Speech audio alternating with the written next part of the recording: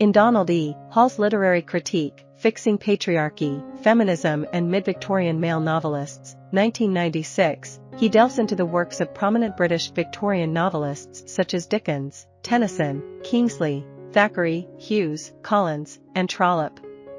He examines these novels in the context of the societal shifts brought about by the women's movement during the Mid-Victorian era. The clever title of Hall's book encapsulates his central argument. The novels he scrutinizes reveal a palpable and anxious desire to fix patriarchy in its established position while also attempting to repair a faltering patriarchal system. Hall's interpretation of patriarchy, as evident in the writings of Victorian male novelists, is a system characterized by male hegemony. In this system, women are simultaneously perceived as the binary opposite of men and as a subordinate order.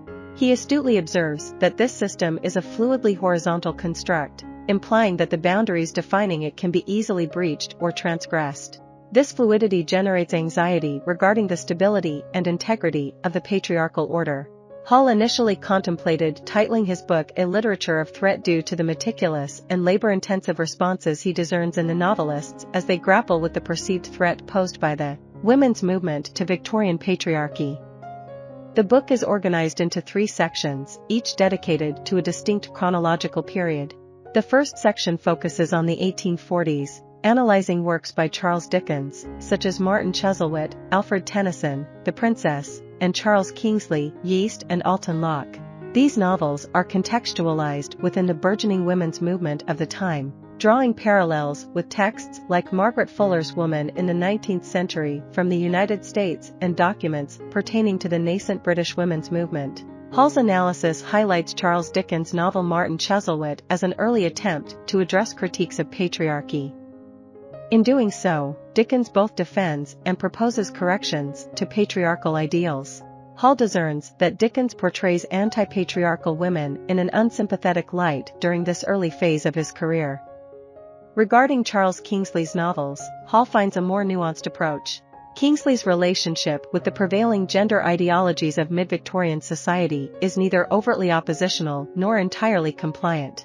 Instead, Hall suggests that Kingsley's fiction seeks to bridge the divide among the various factions in the debate over women's status. Hall juxtaposes Margaret Fuller's Woman in the 19th century with Alfred Tennyson's novel, The Princess, to delve into the concept of vocalization. This concept raises questions about whether women should have the agency to speak for themselves or if it was men's prerogative and duty to speak on their behalf. Hall contends that Tennyson's novel upholds patriarchy through a method he terms subsumption, involving the appropriation and modification of women's words for men's purposes. Moving on to Part 2, which covers the 1850s, Hall situates the women's suffrage petition of 1851 within the context of works such as Dickens' Little Dorrit, Thackeray's The Newcomes, and Thomas Hughes' Tom Brown's School Days. He observes a notable evolution in Dickens' perspective, as Little Dorrit demonstrates a commendable concern with male corruption. However, Hall maintains that the novel ultimately reinforces patriarchal principles. Thackeray, on the other hand, presents a complex stance. While his female characters display skill, competitiveness, and a reconciliation of aggression with femininity, they also serve a satirical purpose, highlighting the ills of Victorian capitalism. In contrast, Tom Brown's School Days unambiguously promotes misogyny, symbolizing, in Hall's interpretation, a regressive stance as Victorian patriarchy intensifies its defenses. However, Hall contends that even in Hughes's novel, the relentless, aggressive masculinity is marred by underlying psychological tension. When Tom Brown concludes the narrative in tears, Hall posits that given his insatiable desires, his animosity towards others, and the internal conflict over his own otherness, it's almost inevitable that he would cry. In Hall's view, Tom Brown serves as a representation of the psychological fragility inherent in Victorian patriarchs.